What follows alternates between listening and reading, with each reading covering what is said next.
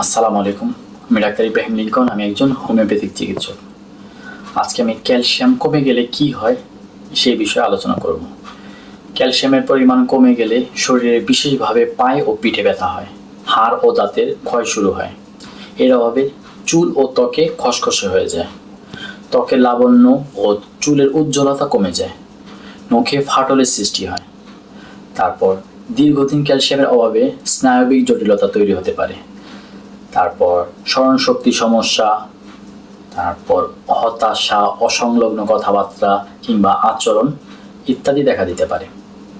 তবে তীব্র মাত্রায় ক্যালসিয়ামের অভাবে এমনকি খিঁচুনি পর্যন্ত হতে পারে, পেটে ব্যথা হতে পারে, হার্টবিট এলোমেলো হয়ে যেতে পারে। তীব্র মাত্রায় ক্যালসিয়ামের অভাবে হওয়াকে টিটেনি বলে।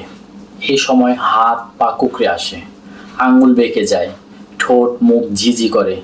শৈশবে ক্যালসিয়ামের অভাব থাকলে শিশু তার কাঙ্ক্ষিত উচ্চতায় পৌঁছাতে পারে না, আর বৃদ্ধ বয়সে অস্টিওপরোসিস বা হাড় ক্ষয়ের কারণে হাড় ভেঙে যায়। তাই আমরা যথাসম্ভব ক্যালসিয়াম জাতীয় খাওয়াগুলো খাবো, শরীরকে সুস্থ রাখবো। ধন্যবাদ।